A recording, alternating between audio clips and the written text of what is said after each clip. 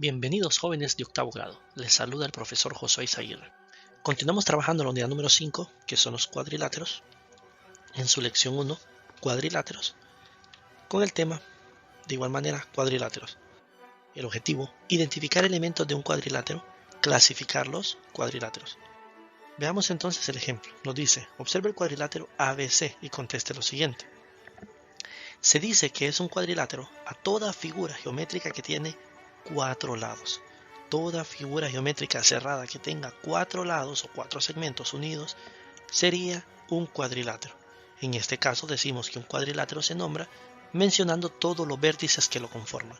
En este caso se le llama cuadrilátero ABCDE y vamos a contestar lo siguiente. Primero, ¿qué lados del cuadrilátero coinciden en los mismos vértices con el segmento AD?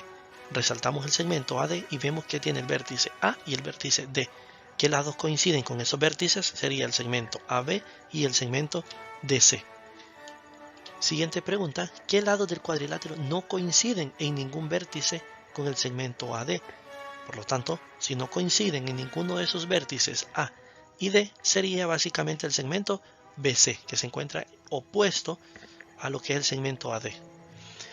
Siguiente pregunta, que sería, ¿qué ángulos del cuadrilátero comparten un lado con el ángulo A?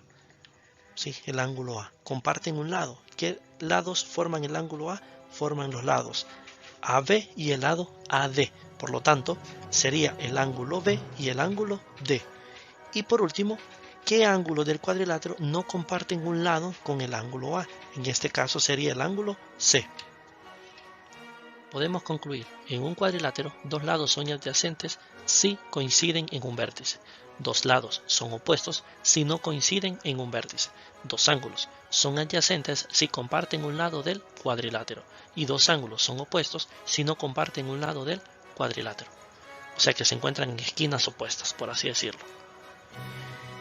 Tomando como referencia el cuadrilátero del ejemplo anterior, y por eso está dibujado o representado, tomemos entonces para identificar primero los lados adyacentes al segmento CD. Tenemos el segmento CD, de los lados adyacentes serían el segmento AD y el segmento BC. El lado opuesto al segmento CD, el lado opuesto sería el segmento entonces AB. ¿Sí? Veamos entonces el siguiente ejemplo. Clasifique los siguientes cuadriláteros por el paralelismo de sus lados. Si observamos, tenemos aquí diferentes figuras donde se están representando sus segmentos paralelos entre sí con las flechitas. ¿Se recuerdan, verdad? Cómo se representaba el paralelismo. Y aquí lo podemos ver nuevamente en una situación de ejemplo para ubicarnos, donde esas marcas sobre las rectas significa que esos dos segmentos como tal son paralelos.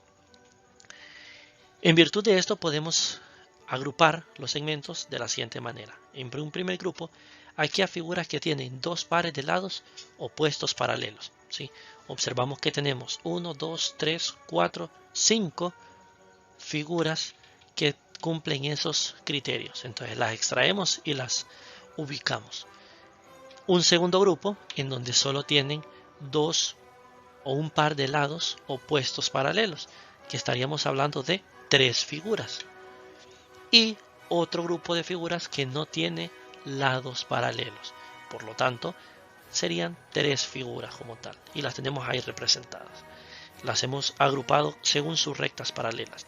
En virtud de esto, podemos decir que el cuadrilátero con dos pares de lados opuestos se le llama paralelogramo. ¿Sí? Que sus lados opuestos son paralelos, paralelogramo. Si solo tiene un par de lados opuestos, se le conoce o se le llama como trapecio. Y si un cuadrilátero no tiene lados opuestos paralelos, entonces este cuadrilátero es un trapezoide. Muchas gracias por su atención, deseándoles muchos éxitos.